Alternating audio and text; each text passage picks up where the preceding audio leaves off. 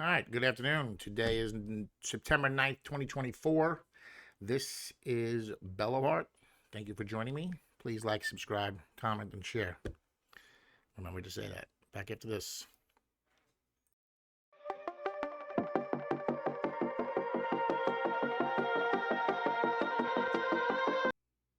So, as we see here the day before the only, I guess, presidential election between Kamala Harris and Donald J. Trump, I, you know, I first of all want to say welcome to the Great Awakening. If you guys haven't figured it out by now, this whole battle between Trump and Kamala is just waking up people to the BS because one side is so absurdly hypocritical, lies, and manipulates and just doesn't have any substance. It's just based off of the hate for one other side. And the other side is legit. It has policies, the people are coming together.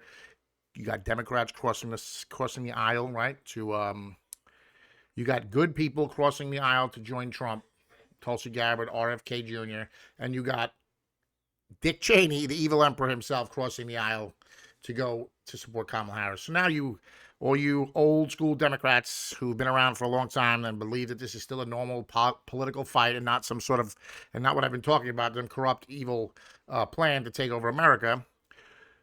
Do you remember how much you guys hated Dick Cheney?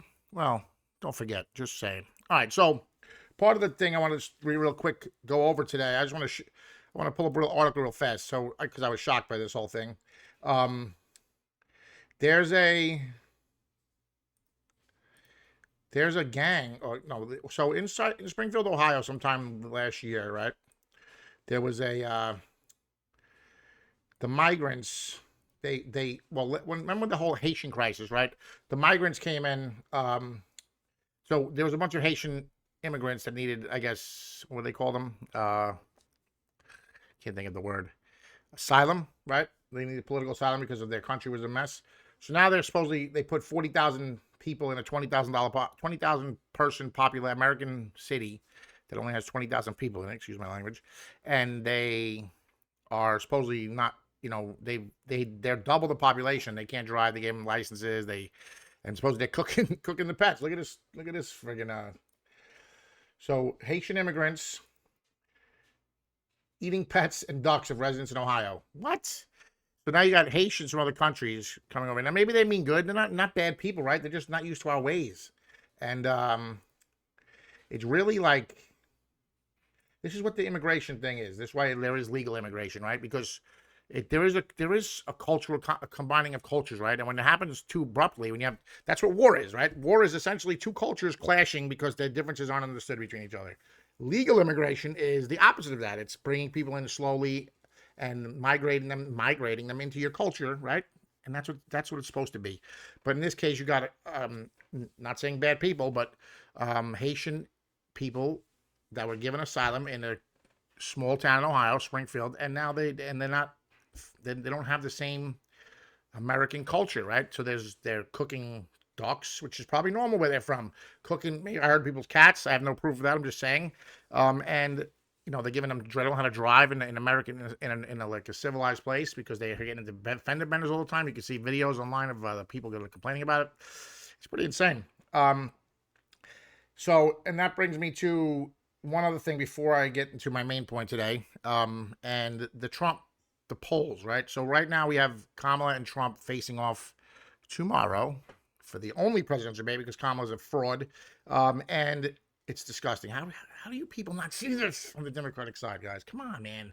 How do you guys not see that Kamala's a fraud? She's hiding. She won't answer questions. What is the justification for that? Tell me. Please, someone tell me. Comment, and tell me what is the purpose of Kamala not talking to the American people and putting out her policies? There's only one logical explanation. She has none. She's always been just whatever she thinks will get her elected. She's been pushing that same agenda. She'll say whatever she needs to say to get elected. Right now, there's rumors of her having a checkered past, I guess, from getting how she got her way to the top. I'm not talking about that, but it's the same thing, right? You do whatever you got to do to get to the next level. You can't teach an old dog new tricks, guys. She has no brain, no values, and no points, and no policy. And you guys that are against Donald Trump are either against it because you're just not paying attention. You still believe the old stuff that you heard 4 years ago, or you're just voting with your hatred, voting with hatred, and not voting for the American people, which is not a good thing. And it's going to come back to haunt all of us. All right. So my last point today is, oh wait, the polls. So it's as that was a low point to get to my poll point. So the polls are showing today that Trump is up nationally, right? And in the New York Times Siena poll, it's in my mouth, excuse me. New York Times Siena poll. So what does that mean? Who knows? But I mean, I know that Trump's up. There was a Twitter poll last week, 3 weeks ago, that Elon got 5.8 million votes and Trump had 76% of the vote. How come nobody talks about that? Anybody ever think about that? Anyway, so these bullshit polls that they have online, on the mainstream media, are today showing that Trump's ahead. Why would they do that? It makes no sense. The whole time they've been saying that Harris is ahead, because these polls are BS anyway. So what's the only reason? Think about it. What's tonight? I mean, tomorrow. Tomorrow's the debate, guys, right? So they're going to have these polls come out before the debate that say Harris is trailing, and then the debate's going to come out, and she's going to get a little bump, right? Ooh, oh God, so it's so predictable, guys. I don't know how people don't see this stuff, man. And my last point was I was talking to a buddy of mine, and I'm going to hopefully get him on the show next week, Reverend Ferris. Yesterday we were just throwing, going back and forth some political stuff, doing a little show prep. And I was talking about a civil war, right? We talked about civil war because that's the way it feels these days, right? We're going to get to a civil war in our country. And but what we lived, the Gen X and older, lived through the original Cold War, right? Between Russia and America, right? So what is a Cold War? Can you guys see this? What is a Cold War? Right, so I'm gonna have ChatGPT read this for us. Okay, the first one. The Cold War, circa 1947 to 1991, was a prolonged period of political, military, and ideological tension between two global superpowers, the United States and its allies in the West, and the Soviet Union and its Eastern Bloc allies. Although it never escalated into a direct large-scale military conflict between the two nations, it was characterized by a constant threat of nuclear warfare, proxy wars, espionage, propaganda, and economic competition. Key features of the Cold War.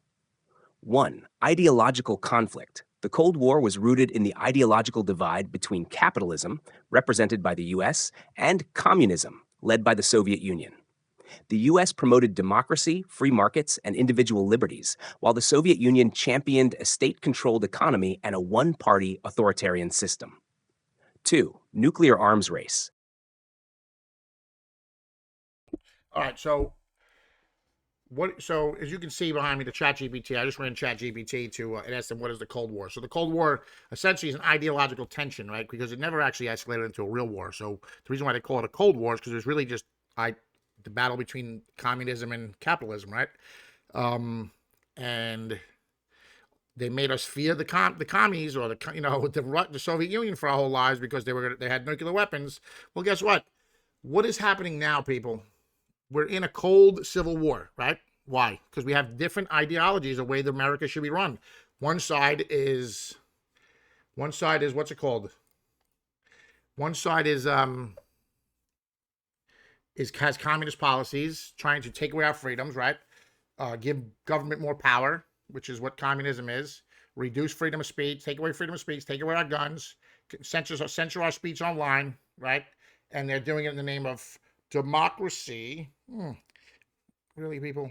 And the other side is America, as we know it, as we grew up, right? So those are the battles that were going on in my childhood through my whole life. Was Rocky IV was between, the Soviet Union and America, right? Everybody remembers that, Gen Xers. And it was ideology. It was a battle between communism and democracy or capitalism, right? Well, guess what's happening now? It's the same thing. We're in a cold civil war, and they're trying to divide us first ideologically, and then eventually, if it needs to happen, it'll be for real, like a real war. So the only way for us to stop that, people, is to come together. You have to wake up, smell the coffee, admit that you were wrong. It's okay. I was wrong. I voted for Biden, everybody. Do you believe that? I voted for Biden. Look at me now. I'm here trying to convince everybody else to wake up and that they're being misled by the government and that everything we've been taught, trained, um, in school, history, I mean, even science, we get into that stuff eventually. Religion, everything is BS. It's all corrupt and control and a way to control us. And it's all about the money machine, guys. So anyway, getting a little long, over 10 minutes. I just wanted to say thanks for checking out Belloheart. Think about it. We're in a cold civil war, guys. So how do we fix it? We have to come together. And just one side, the beauty of America is that we have good intentions in everything we do. Usually, a few knuckleheads, but for the most part, we figure it out, right? By talking and coming together.